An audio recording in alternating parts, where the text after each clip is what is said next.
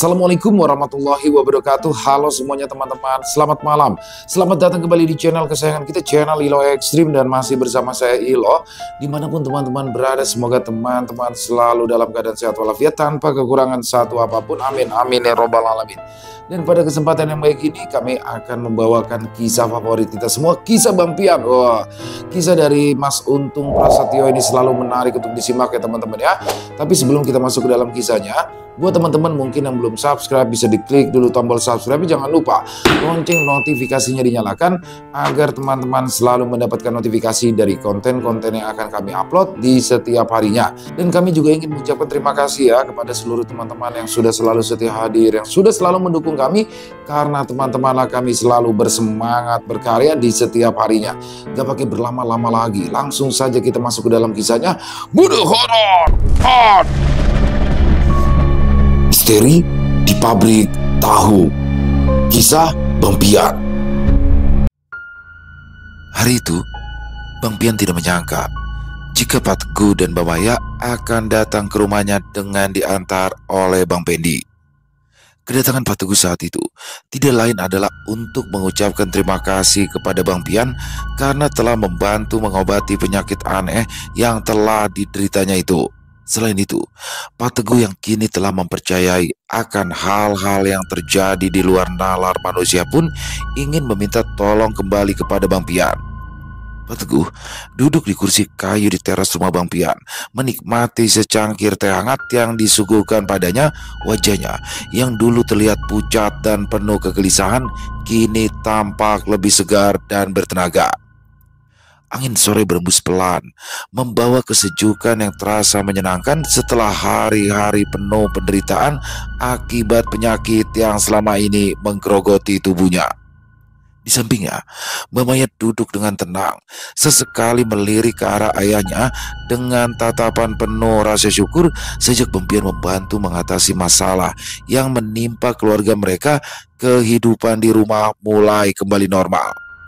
Tidak ada lagi malam-malam penuh kegelisahan atau gangguan aneh yang sebelumnya terasa begitu nyata. Namun, meskipun tubuhnya telah sembuh, tapi pikiran Pak Teguh masih terus dihantui oleh berbagai laporan aneh yang datang dari beberapa pabrik miliknya. Para pekerja dan manajernya sering melaporkan kejadian-kejadian yang sulit dijelaskan dengan akal sehat, mesin-mesin yang tiba-tiba berhenti tanpa sebab, suara-suara aneh yang muncul di malam hari, serta bayangan-bayangan misterius yang terlihat di sudut pabrik.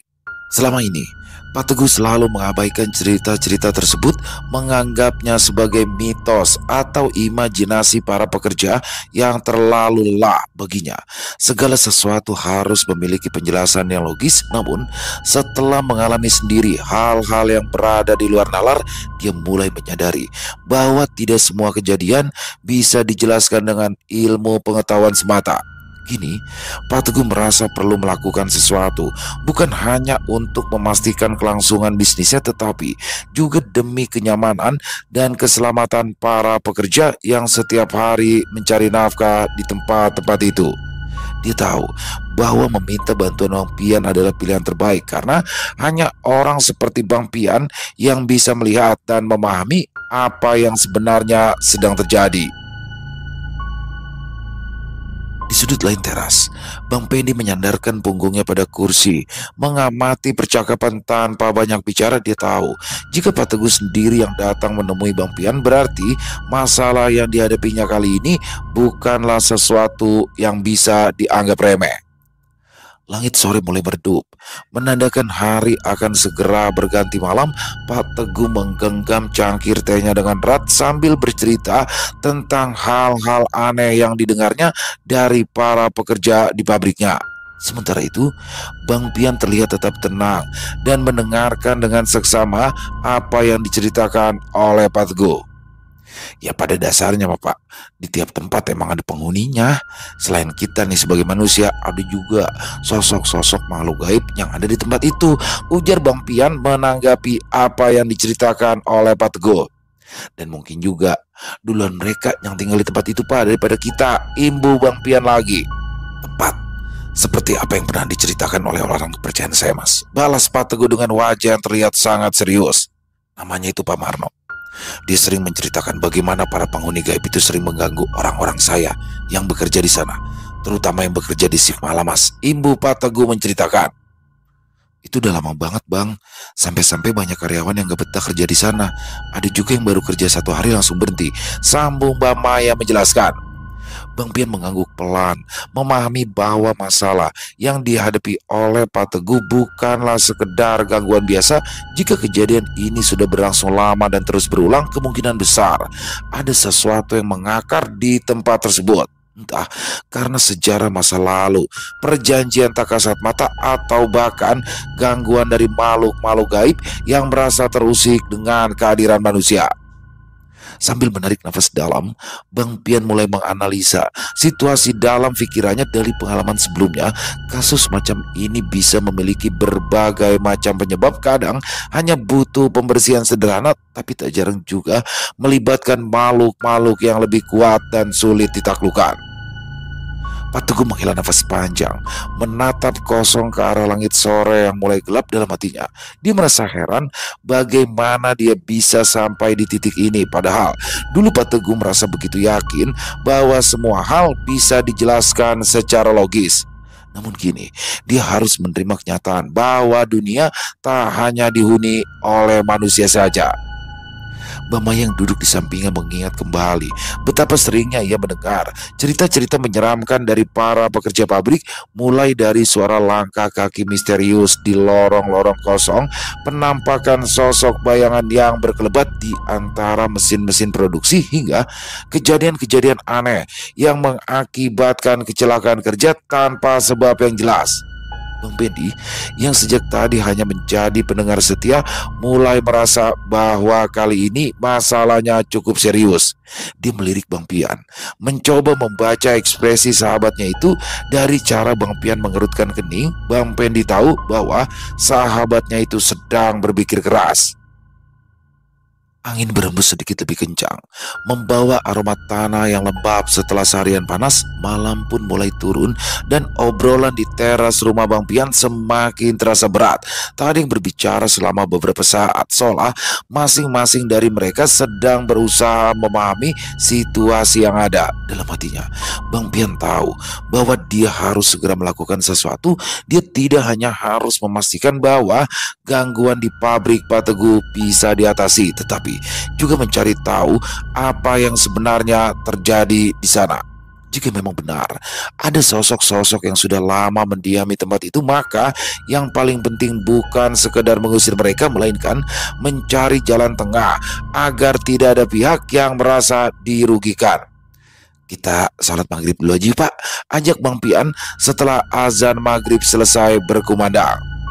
Setelah menjalankan ibadah sholat maghrib berjamaah, Pak Teguh pun kembali mengutarakan keinginannya saat itu.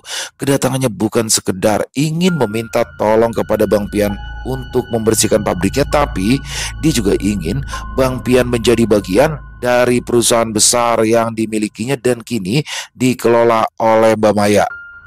Saya mah cuma sapam Pak, saya kagak ngerti kerjaan lainnya, ujar Bang Pian sambil tertawa. Justru itu, memang itu yang sedang kami butuhkan Mas. Saat ini kami butuh seorang kepala atau ya semacam pengawas keamanan untuk beberapa pabrik, gudang dan juga kantor, balas Pak Teguh dengan wajah serius.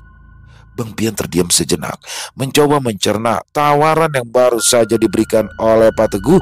Sebagai seseorang yang terbiasa hidup mandiri dan lebih suka bekerja sesuai dengan caranya sendiri, dia tidak pernah terfikir untuk memiliki jabatan sebesar itu dalam sebuah perusahaan besar. Namun, melihat keseriusan di wajah Pak Teguh dan juga Mbak Maya, Bang Pian menyadari bahwa ini bukan sekedar tawaran pekerjaan biasa, melainkan adalah bentuk dari sebuah kepercayaan.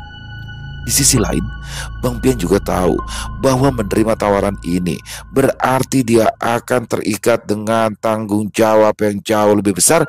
Mengawasi keamanan di pabrik, gudang, dan kantor bukanlah perkara mudah, apalagi jika memang benar ada gangguan gaib yang selama ini mengusik operasional perusahaan. Mbak Maya menatapnya penuh harap, sementara Bang Pendi hanya tersenyum kecil seolah ia sudah bisa menebak bahwa sahabatnya itu pasti akan berpikir lama sebelum mengambil keputusan. Angin malam yang bertiup pelan membawa aroma tanah basah membuat suasana terasa lebih tenang namun juga syarat akan makna. Ya elah, pakai dipikirin lama banget. Sikat aja, udah sikatin. Gumam Bang Pendi yang membuat Mbak Maya tersenyum. Ya tenang aja Pen, gua kan kudu juga harus izin sama bini gua, balas Bang Pian dengan suara pelan. Pak Teguh lalu menjelaskan bahwa selain menangani aspek keamanan fisik, mereka juga berharap Bang Pian bisa membantu menyelidiki dan menuntaskan gangguan yang selama ini terjadi di beberapa tempat usaha mereka. Dengan pengalaman dan kemampuannya dalam menghadapi dunia tak kasat mata, dia bisa menjadi aset berharga bagi perusahaan. Dalam hati, Bang Pian tahu bahwa keputusannya kali ini bukan hanya soal menerima pekerjaan atau tidak, tetapi juga soal bagaimana ia bisa memanfaatkan keahliannya untuk membantu lebih banyak orang. Tawaran ini bisa menjadi kesempatan baginya untuk melindungi orang-orang yang bekerja di perusahaan Pak Teguh, sekaligus mencari tahu lebih dalam mengenai fenomena yang terjadi di pabrik-pabrik tersebut. Sampean boleh memikirkan tawaran saya tadi. Tidak usah tergesa-gesa. Yang penting sampean beri jawabannya ya, ujar Pak Teguh sambil tersenyum dan menganggukkan kepala. Biar kagak pada nunggu nih Pak, beneran ya, saya mau rembukan dulu sama istri saya dulu. Kalau dia oke, insya Allah saya juga mau, balas Bang Pian yang langsung masuk ke dalam rumahnya. Tak lama berselang, Bang Pian pun kembali keluar bersama Intan. Dia menjelaskan tawaran yang baru saja diberikan oleh Pak Teguh dan Maya itu, dan Intan diminta untuk membantu Bang Pian mempertimbangkan hal itu. Kenalin nih istri saya, ucap Bang Pian kepada Pak Teguh dan juga Mbak Maya. Nah, kalau kata dia boleh nih Pak, ya tawaran Bapak saya terima. Imbu Bang Pian lagi. Setelah berbincang bersama dan mendapat penjelasan langsung dari Pak Teguh, Intan pun akhirnya setuju atas permintaan dari Pak Teguh. Malam itu, keputusan pun diambil. Bang Pian resmi menerima tawaran dari Pak Teguh untuk menjadi pengawas keamanan di perusahaan mereka. Dengan persetujuan Intan, ia merasa lebih mantap menjalani tanggung jawab baru ini. Baginya, dukungan istri adalah hal utama karena pekerjaan yang akan diemban bukan hanya berkaitan dengan keamanan fisik, tetapi juga dengan hal-hal gaib yang mungkin lebih menantang dari sebelumnya. Pak Teguh dan Mbak Maya tampak lega mendengar keputusan Bang Pian. Mereka yakin bahwa dengan kemampuannya, gangguan-gangguan yang selama ini menghantui para pekerja di pabrik dan gudang bisa segera ditangani.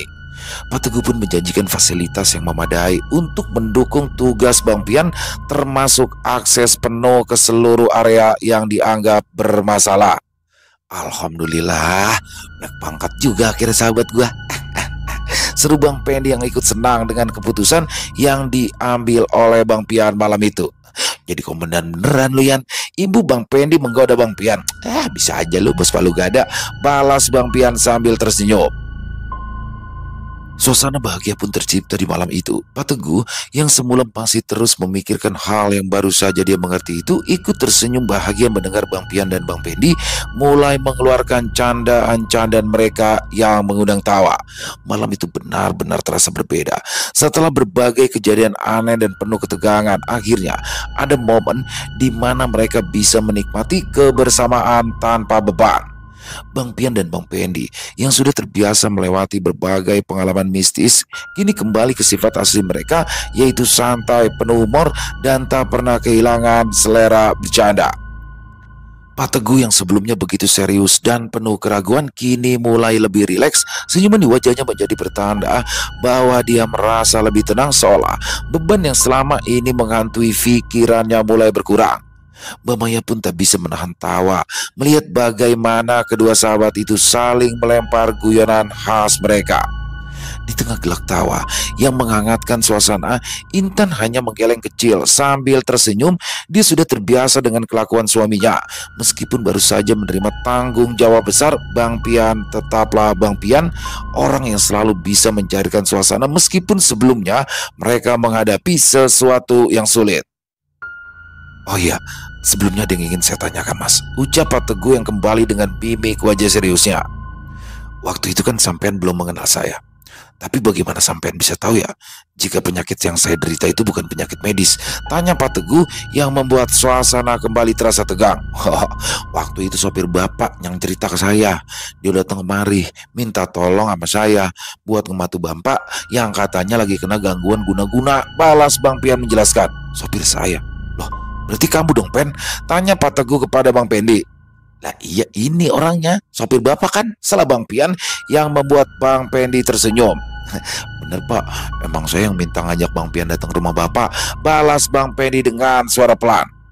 Tapi bagaimana kamu bisa tahu ya kalau saya sedang terkena guna-guna Pen?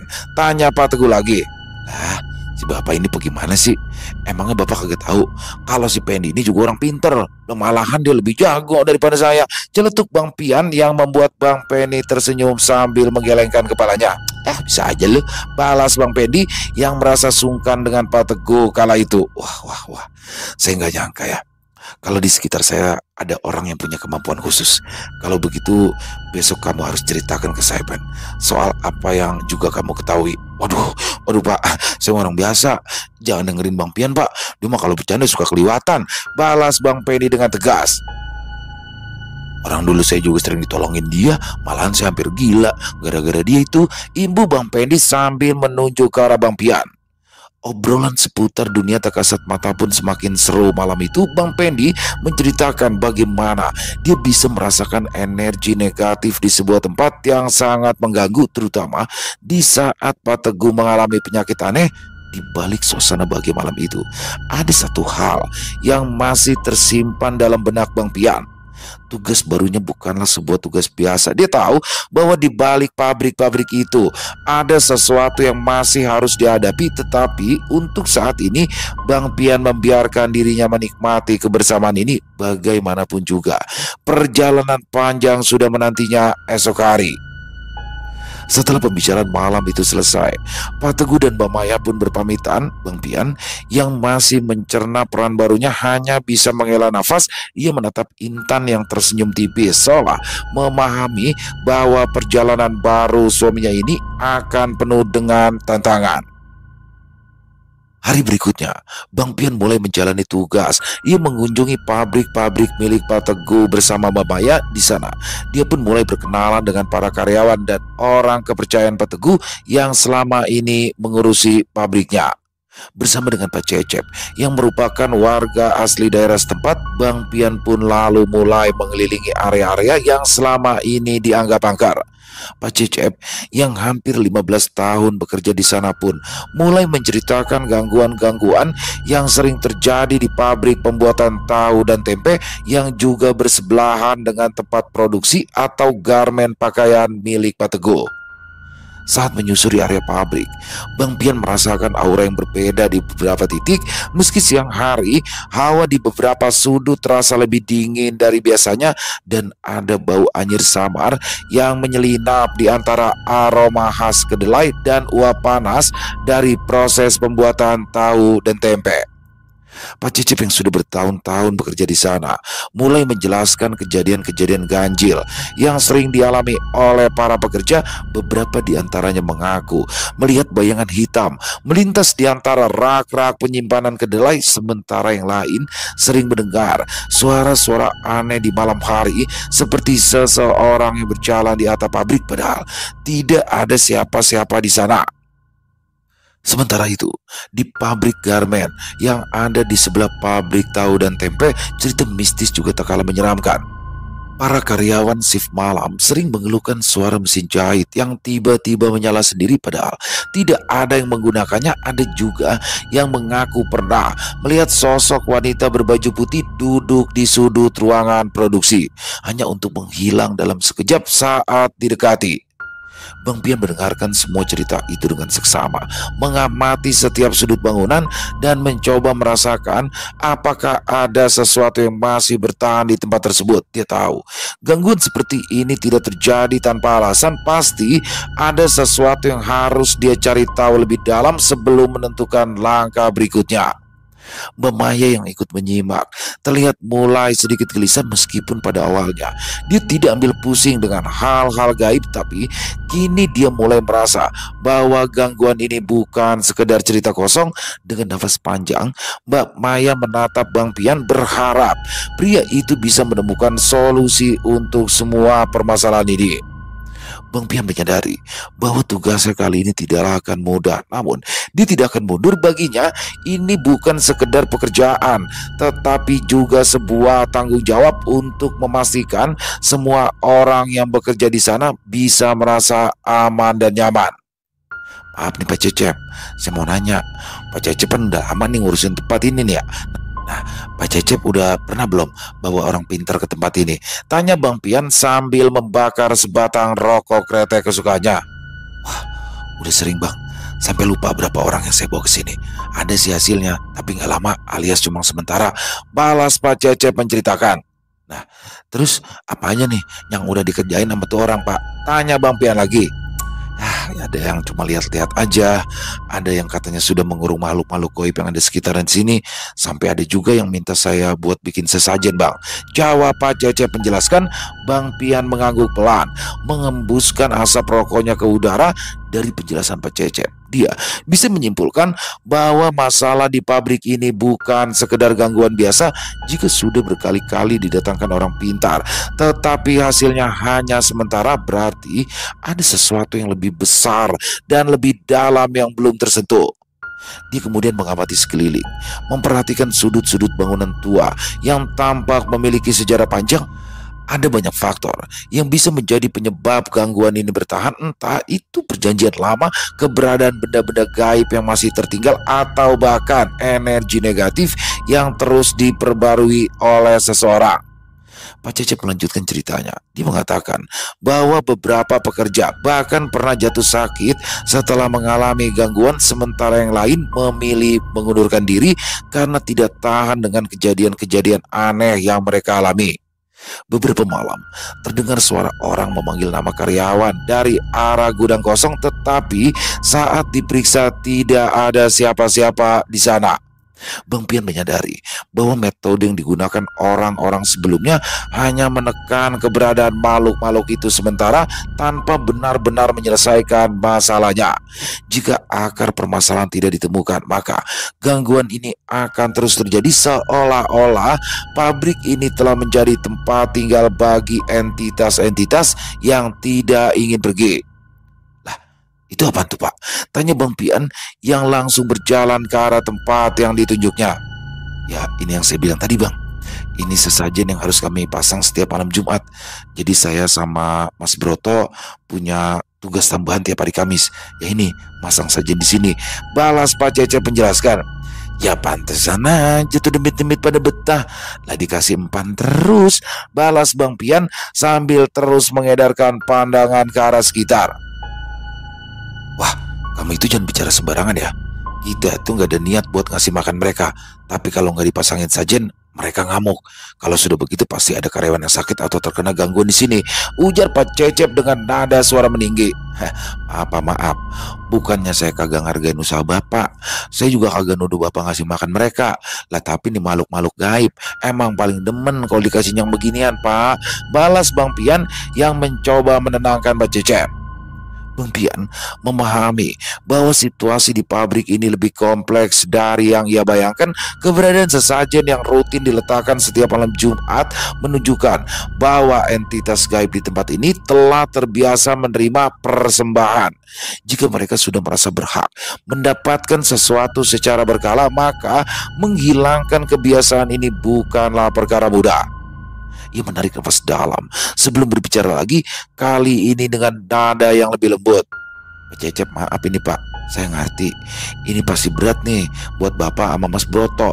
Pasti ada rasa takut nih kalau sesajen ini diberhentiin karena udah terbiasa ngelakuin ini bertahun-tahun. Tapi kita harus cari cara lain. Bakal ngeberesin ini masalah, bukan cuma ngasih mereka apa yang mereka mau.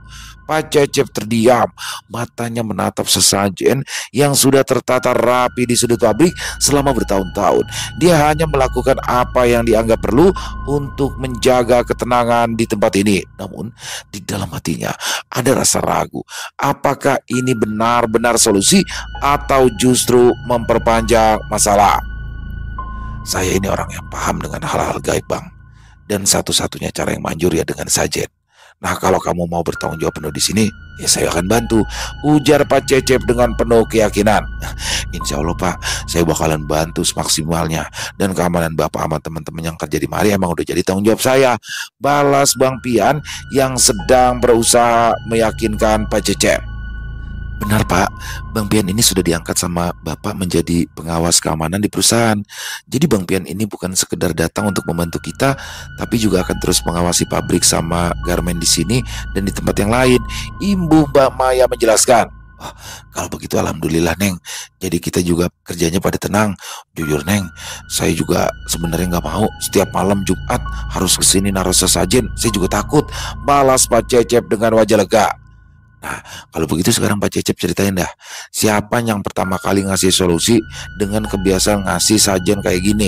Tanya Bang Pian sambil terus mengamati keadaan di sekitar. Ini sudah jalan hampir 4 tahunan Bang. Yang pertama nyuruh ya dukun yang dibawa ke sini sama Mas Broto, balas Pak Cecep menjelaskan. Bang Pian mengangguk pelan, mencerna informasi yang baru saja diberikan oleh Pak Cecep. Sudah 4 tahun lamanya kebiasaan memberikan sesajen ini berlangsung, dan ternyata dukun yang dibawa oleh Mas Broto lah yang mengusulkan solusi ini. Dalam hati Bang Pian semakin yakin bahwa metode ini bukanlah penyelesaian yang sesungguhnya, melainkan hanya cara untuk menenangkan makhluk-makhluk yang ada di pabrik ini tanpa benar-benar mengusir mereka. Pak Cecep masih inget kagak waktu pertama kali tuh dukun datang, dia ngomong apa aja? Maksud saya alasan dia minta dipasangin sajen ini, tanya Bang Pian dengan penuh perhatian. Pak Cecep menghela nafas, mencoba mengingat kembali kejadian beberapa tahun silam. Waktu itu gangguan di pabrik udah makin parah Bang. Banyak karyawan yang kesurupan, mesin-mesin sering mati sendiri, bahkan ada yang sampai sakit mendadak. Nah, si dukun itu bilang kalau di sini ada penghuni lama yang merasa terganggu. Nah, katanya para penunggu itu minta upeti supaya nggak gangguin pekerja lagi, balas Pak Cecep menjelaskan. Jadi tuh dukun bilang kalau ini semacam upah kali ya? Tanya Bang Pian sambil tersenyum. Ya kurang lebih begitu Bang, jawab Pak Cecep singkat. Tapi sejak sesajen dipasang gangguan memang berkurang. Tapi makin lama kalau kita telat naruh sesajen, gangguannya malah lebih parah dari sebelumnya, Ibu Pak Cecep menjelaskan. Jadi mereka kayak ketagihan gitu ya Pak? Bukannya selesai malah makin menggantungkan diri sama sesajen itu, ucap Mbak Maya yang sejak tadi hanya mendengarkan apa yang sedang dibicarakan oleh Bang Pian dan Pak Cecep. Nah itu dia Neng, yang bikin saya bingung. Awalnya saya pikir ini solusi, tapi makin lama rasanya kok malah kayak nyiram bensin ke api, balas Pak Cecep menjelaskan. Lah itu karena sejak awal bukan mereka yang nguasain tempat ini Pak, tapi kita yang ngasih mereka kuasa, kita yang nurutin permintaan mereka. Ya jadinya mereka ngerasa berhak buat dapetin lebih, sahut Bang Pian menjelaskan. Ya abis mau bagaimana lagi Bang, saya udah coba nyari orang yang ngerti masalah beginian, tapi ya itu belum ada hasilnya, balas Pak Cecep menjelaskan. Ya kalau sekarang sudah ada penanggung jawab keamanan, saya kan jadi tenang Neng. Mudah-mudahan Bang Pian bisa nanganin ini semua, Ibu Pak Cecep sambil menghela nafasnya. Setelah mendapatkan penjelasan dari Pak Cecep, Bang Pian pun mulai menjelaskan apa yang akan dilakukannya. Dimulai mengatur rencana untuk dapat memindahkan sosok-sosok makhluk gaib yang mengganggu di pabrik itu serta di sekitaran area garmen. Tak lupa, Bang Pian pun mengajak Pak Cecep untuk menemaninya melakukan pembersihan tersebut pada malam Jumat yang akan datang. Setelah menjelaskan kepada Mbak Maya, Bang Pian pun mendatangi Ardi untuk meminta bantuan dari sahabatnya itu. Dan sesampainya di rumah Ardi, Bang Pian pun langsung menceritakan apa yang terjadi di tempat bekerjanya yang baru itu. Ardi yang sejak dulu sudah mengenal Bang Pian hanya bisa menggeleng-gelengkan kepala. Dia tahu sahabatnya itu memang sering membantu orang-orang di sekitaran dan dia juga memiliki keberanian yang luar biasa. Ngomong-ngomong selamat ya bang, sekarang abang udah jadi pengawas nih, dan pastinya abang juga udah punya tanggung jawab yang lebih gede lagi, ujar Ardi sambil tersenyum. Iya di alhamdulillah, ini kan juga kagak lepas tuh dari jasanya si Pendi kawan kita, Satria Baja Hitam. Balas Bang Pian sambil tertawa. Kalau soal pabrik yang abang ceritain tadi, saya ikut aja bang. Kapan aja saya siap kok, ujar Ardi yang tentunya membuat Bang Pian lega dan lebih bersemangat lagi. Sore itu, di hari Kamis, Bang Pian dan Ardi yang diantar Bang Pendi pun langsung bergerak menuju ke pabrik dan garmen milik Pak Teguh. Pada awalnya, Mbak Maya pun ingin ikut, tapi Pak Teguh tidak mengizinkannya. Sepanjang perjalanan, mereka pun saling berbincang dan mulai mengatur strategi karena hari itu Bang Pendi turut serta, maka Bang Pian pun juga memberikannya tugas untuk membantu bersama Pak Cecep. Ngomong-ngomong enak juga ya naik mobil bagus terus disopirin, berasa kayak juragan gue ini, ujar Bang Pian sambil memandang ke arah Pendi. Lu mah kagak pantas jadi juragan ya, sahut Bang Pendi dengan wajah yang terlihat kesal. Ya kali aja Pen, yang namanya nasib orang mah tempe semua Pen, balas Bang Pian sambil tersenyum. Maksud lu bagaimana sih Panjul? Celetuk Bang Pendi yang terus fokus mengemudikan kendaraannya. Ya tempe semua Pen, soalnya Pan kagak ada yang tahu. Balas Bang Pian yang membuat Ardi dan juga Bang Pendi tertawa. Bisa aja lu tua musola, pungkas Bang Pendi.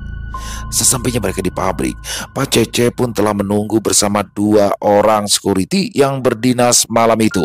Bang Pian dan Ardi mulai menjelaskan apa yang akan mereka lakukan malam itu di pabrik dan juga di area garmen. Pak Cecep mendengarkan dengan seksama saat Bang Pian dan Ardi menjelaskan rencana mereka. 2 orang security yang bertugas malam itu, Tony dan Wawan, saling berpandangan terlihat ragu dengan apa yang akan mereka hadapi. Jadi gini Pak Cecep, kita kan kagak akan langsung usir mereka nih. Kita mulai dengan membatasi area yang sering diganggu. Terus kita coba komunikasi. Kita mau mereka pergi, tapi dengan cara baik-baik dulu, ujar Bang Pian menjelaskan dengan nada serius. Kalau mereka nggak mau pergi gimana bang? Tanya Tony dengan suara sedikit bergetar. Ya kalau kagak mau pergi nanti gue minta lu nemenin dia di mari. Balas Bang Pian sambil tertawa dan membuat Tony bergidik ngeri. Makanya kita persiapin semuanya dulu dengan seksama bang. Kita punya cara lain kalau mereka ngeyel, sahut Ardi sambil menepuk bahu Tony. Baik bang, saya dan anak-anak saya bantu, ucap Pak Cecep sambil memandang ke arah Tony dan Wawan. Setelah itu, mereka lalu masuk ke tempat yang sering diberi sesajen oleh Pak Cecep dan juga temannya yang bernama Mas Broto. Bang Pian dan Ardi yang juga dibantu oleh Bang Pendi mulai mempersiapkan peralatan yang dibutuhkan.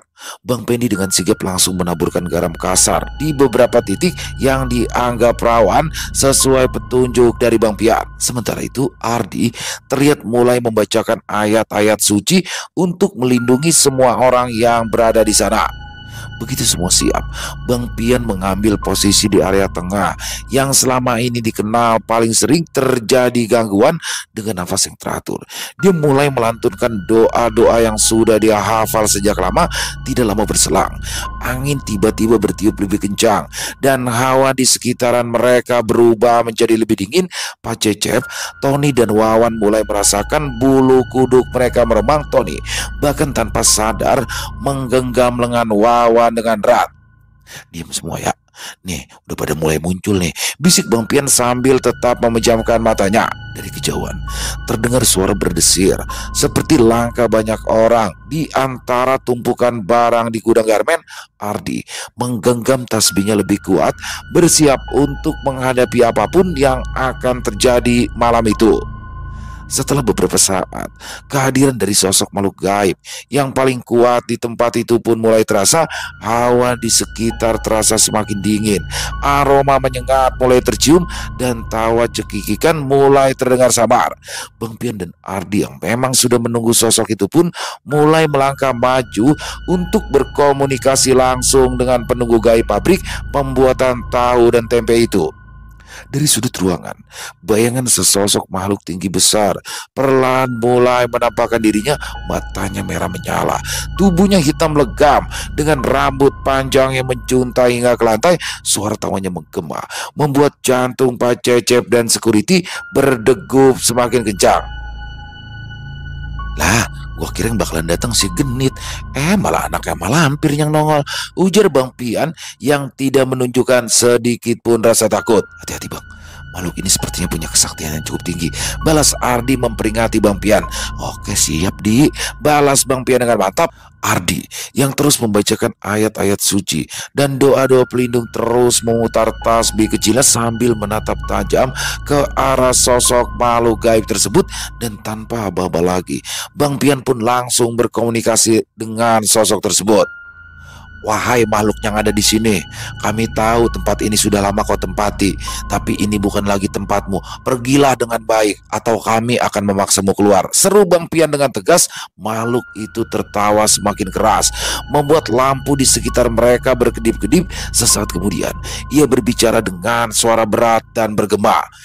Tempat ini milikku.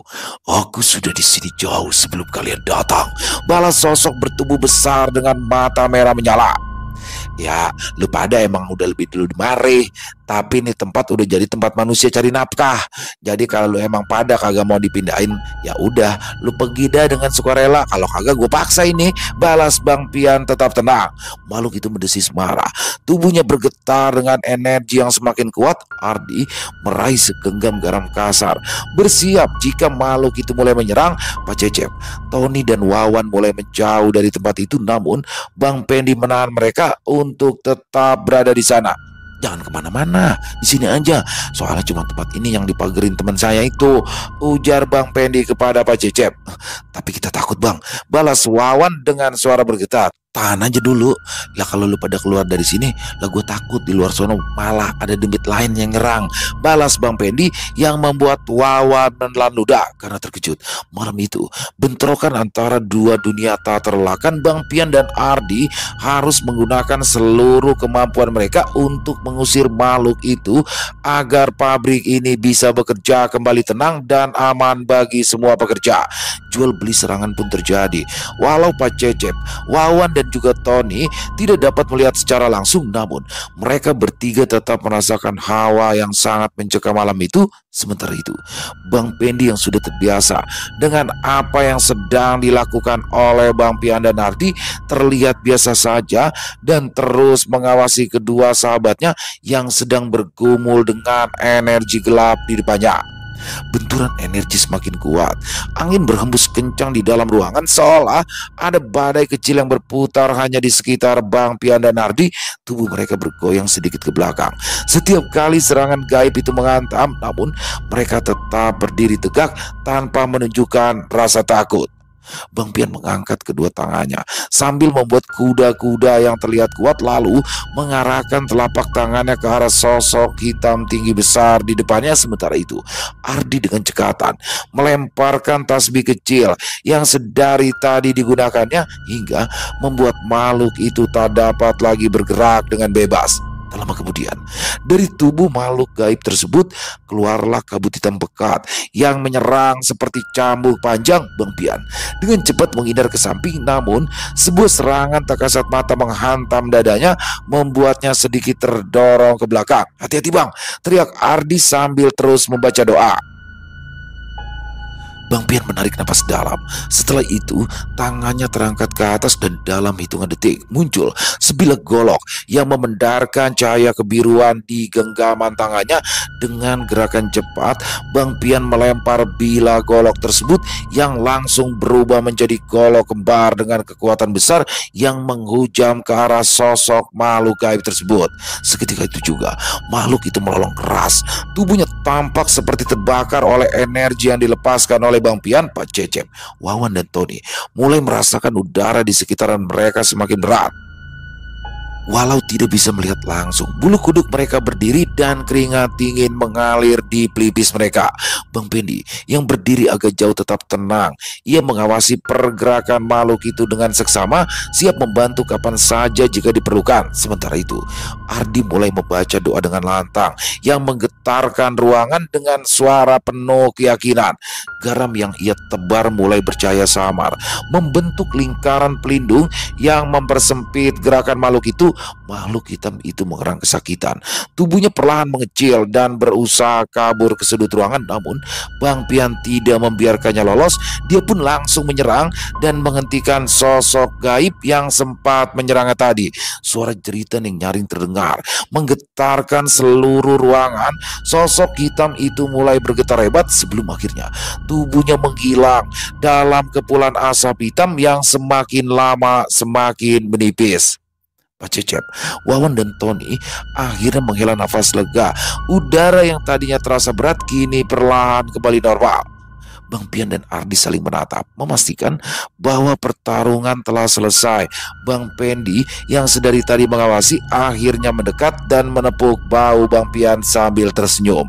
Malam itu, pabrik tahu dan tempe milik Pak Teguh akhirnya terbebas dari pengaruh jahat. Namun mereka tahu jika masih ada sosok yang terus mengganggu di area garmen yang berjarak tidak jauh dari pabrik itu.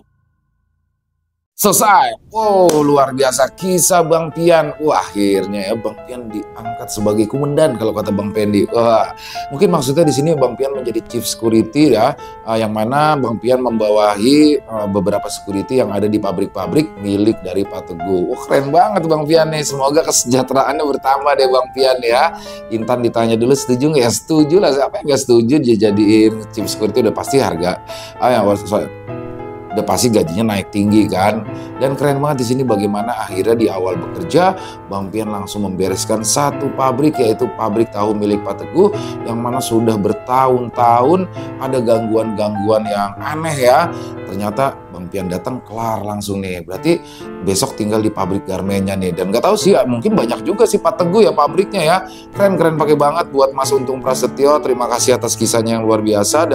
Dan mari kita ambil hikmah baiknya dari kisah barusan dan dibuang yang buruk-buruknya. Semoga teman-teman para pecinta penikmat horor misteri terhibur dengan kisah barusan, terutama bagi subscriber channel Lilo Extreme. Dan buat teman-teman mungkin yang suka dengan videonya, bisa diklik tombol like, tombol jempolnya ya. Boleh juga dibantu di-share link videonya ini ke teman-teman yang lain agar juga ikut merasa terhibur. Buat teman-teman mungkin yang belum subscribe, bisa diklik tombol subscribe. Jangan lupa lonceng notifikasinya dinyalakan agar teman-teman selalu mendapatkan notifikasi dari konten-konten yang akan kami upload di setiap harinya. Dan untuk channel Lilo Extreme ini kami upload setiap hari teman-teman ya, setiap malam jam 7 malam waktu Indonesia bagian Barat. Oh ya, buat teman-teman mungkin yang punya kisah horor misteri yang diangkat dari kisah nyata yang berdasarkan pengalaman pribadi, apabila mungkin berkenan dibawakan di channel kami, silakan bisa mengirimkannya ke nomor telepon kami yang ada di bawah sini. Dan bebas ya, bentuk kirimannya boleh dalam bentuk suara atau voice note atau rekaman, boleh juga dalam bentuk tulisan. Pokoknya senyamannya teman-teman aja. Dan buat teman-teman yang sudah mengirimkan kisah, kami ucapkan terima kasih. Di akhir kata, saya Ilo mengucapkan permohonan maaf apabila mungkin dalam pembawaan kisahnya ada kata-kata saya yang salah ataupun ada kata-kata saya mungkin yang kurang berkenan. Saya mohon dibukakan pintu maaf yang seluas-luasnya. Sampai berjumpa lagi di konten-konten kami selanjutnya yang pasti tidak kalah ngerinya, pasti tidak kalah seramnya. Masih bersama saya Ilo di channel Lilo Extreme. Salam sehat, sukses selalu untuk kita semua. Wassalamualaikum warahmatullahi wabarakatuh.